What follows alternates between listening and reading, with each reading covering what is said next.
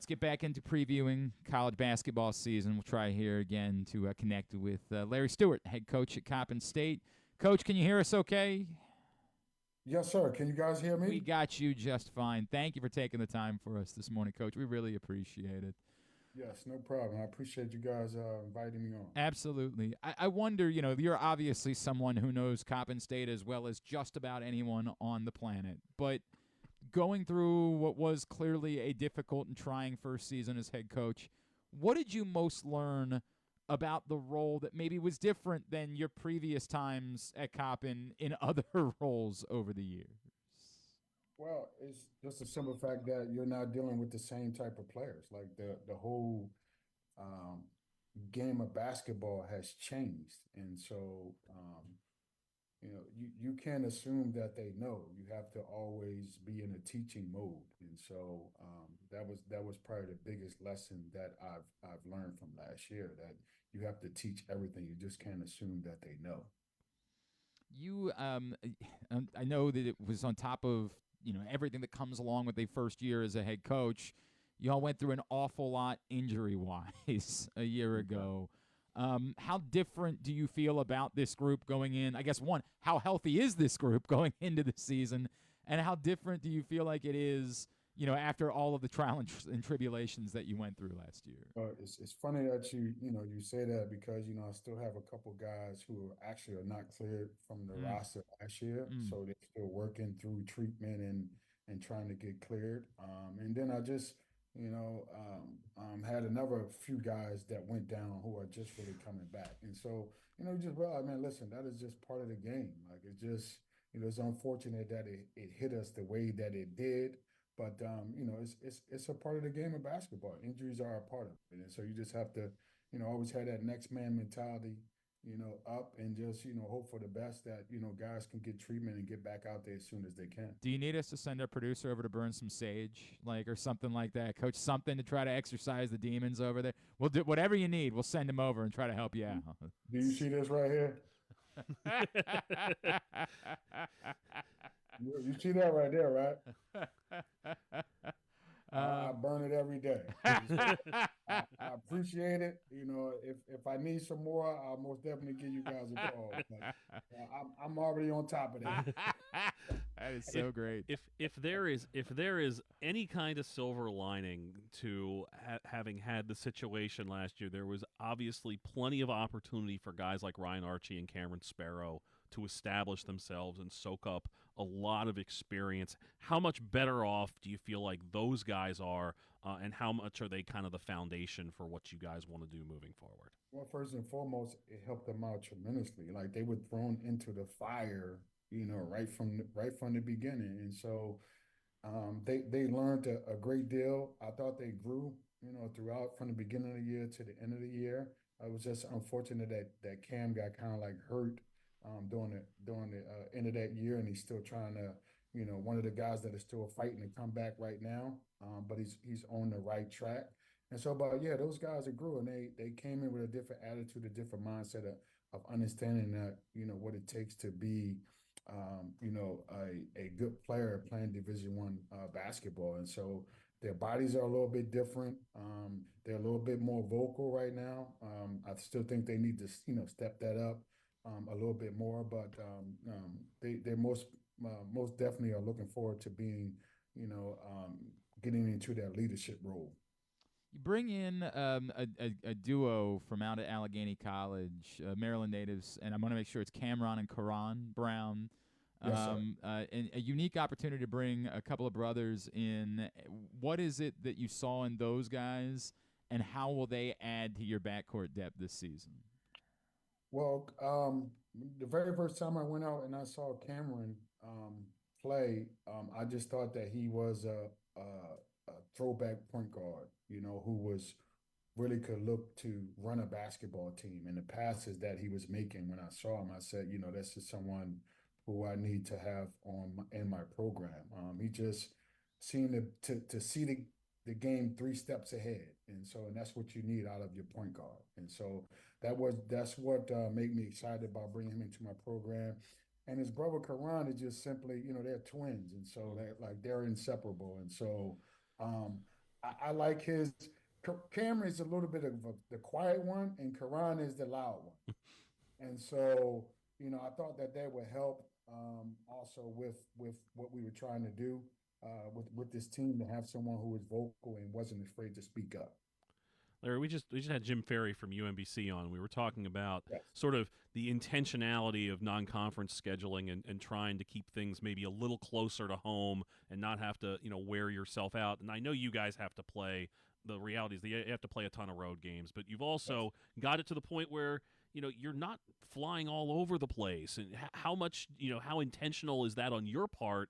And how much do you think kind of saving that wear and tear is a priority for keeping your guys as fresh as possible heading into the second Oh half of man, the it's a major priority. I learned from my predecessors. I learned from Todd Bozeman. I learned from Kevin Brodus. You have to.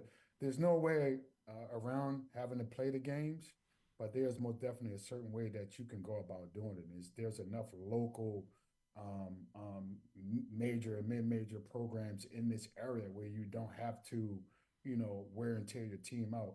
And you also you want to try to expand your program and your players atmosphere or their world by traveling some, Mm-hmm. because I realize a lot of these guys haven't been you know maybe on an airplane, or maybe haven't been to this part of the country or that part of the country. So it's a twofold situation.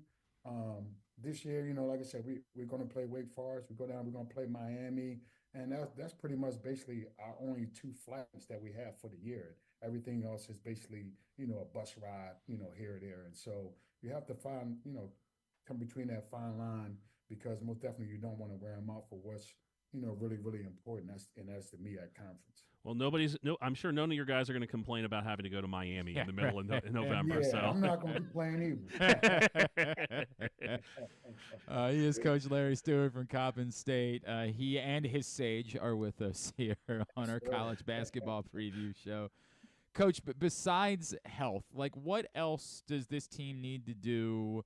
What is it that you were encouraged by maybe from the first season, even though the record didn't perhaps show it, that you can build off to take steps forward this season?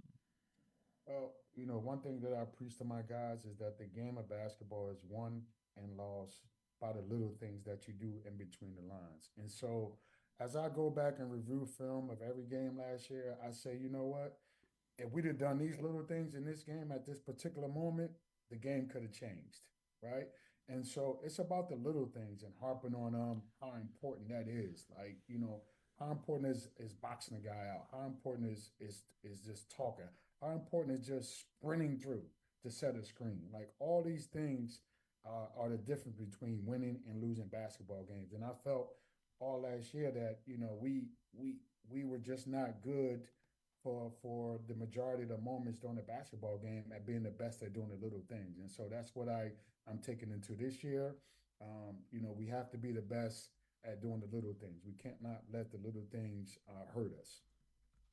You obviously this is I know how much this means to you. Did you have any moments during the course of the season where, as frustrating as it was, like you still kind of had to stop and say, I'm the head coach at Coppin State. Did you have any of those like moments during the first year that you were there? Yeah, man, I can't sit here and lie and say that I didn't. Yes, of course. Like I'm human. This is a place where I grew up at. I became a man here. I was very successful here, and so I would be lying to you if that didn't hit me at a moment. But I also understand that it's not easy to win. Like I Mm-hmm. understand that we're judged by wins and losses, but the bottom line is not easy to win, right? It's the MEAC is a very very tough conference, right? And so again, it all goes back to those little things and trying to establish a culture in which these things take time. It takes time to win. It takes time to establish that culture. It takes time to get the right players into your system. And so I understand that. I've been around the game a long time, and so I understand that that it's not easy to win. And although I want to win every game, but I understand that growth happens at a certain time. Winning is going to happen at a certain time. You just have to stick to it, continue to grow, continue to teach each and every day, and eventually wins will come. And any of the other newcomers that we should be aware of that you're expecting are going to be significant early on in the season? Yeah, I brought in a young man named Julius Ellaby. He's coming from Eastern Michigan. I think he's going to be a huge part of what we're doing. Jonathan Dunn, who is coming from, I'm lost from where he's Austin Austin coming. P. P. Yeah. Austin P. He's going to be another great addition. Cameron Liggins, who is coming from a JUCO, very tough guy. I think he's going to be a great addition. So I think with Peter Oduro, Mm-hmm. who first started off at George Mason, then ended up at a JUCO, is going to be a great help for us. And then also Darius Ward, who again started off his career at LaSalle. Some things just didn't go right for him, but very skilled and very talented player. So just have to, get everybody to buy in. The hardest thing to me for a college player to do is just simply get out of your own way and just simply just buy in, right? And so and that just takes time because everybody thinks that they are the man in the beginning, right? Everybody that I thought I was. And so until you clearly just get out of your own way, accept what coach and accept the program, accept the culture, that's when you're going to grow and that's when you're going to become a good team. Yeah, but the difference being that you actually were the man. Like that maybe ends up being the difference there. The season gets underway Monday night down at Wake Forest, and then your first chance to see Coppin at home 1 week from this Saturday, November Yes. 9th. They host Ryder 2 o'clock at the Physical Education Complex. Larry Stewart, looking forward to seeing you out there this season. Hopefully there's some better luck coming your way. Appreciate you taking the time for us this morning. I appreciate you guys. You guys have a great day. Thank Thank you you. for having well. me on again. Larry Stewart with us here on our college basketball preview show.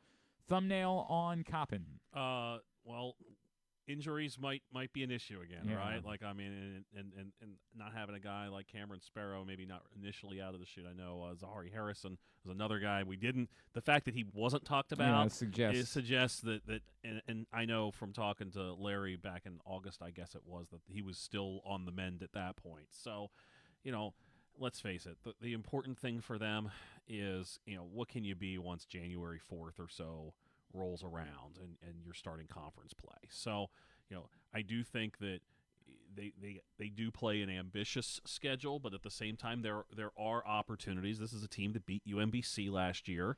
They play UMBC again. They play Navy. They play they do not play Towson actually, but they play Loyola. They have Wagner. They have there's a fair number of those games that I'm not saying they're going to win, but it's not like you're just going and accepting a check to go play Virginia or somebody like that. So, I think for them, they'll probably be a bit better. And I actually thought that last season at times, once they got into league play, that defensively they showed a little bit. Certainly in that Maryland Eastern Shore game that they won, they really kind of confounded Eastern Shore in that game. But there's nowhere to go but up if you're Coppin State after last season. And also, and we didn't get into it with him, last year he took over at Coppin on May 5th or something like that. It's late, right? I mean, you're behind the eight ball. We mentioned sort of the possible year zero with Loyola. Yet last year was definitely year zero for Coppin State. So I think having a full cycle to actually be able to recruit your team and not basically just be picking over what was left in May, which isn't much, quite frankly, especially when you don't really have a whole lot of money to work with. Yep. Tough spot for them last year. I think they'll be a bit better this season.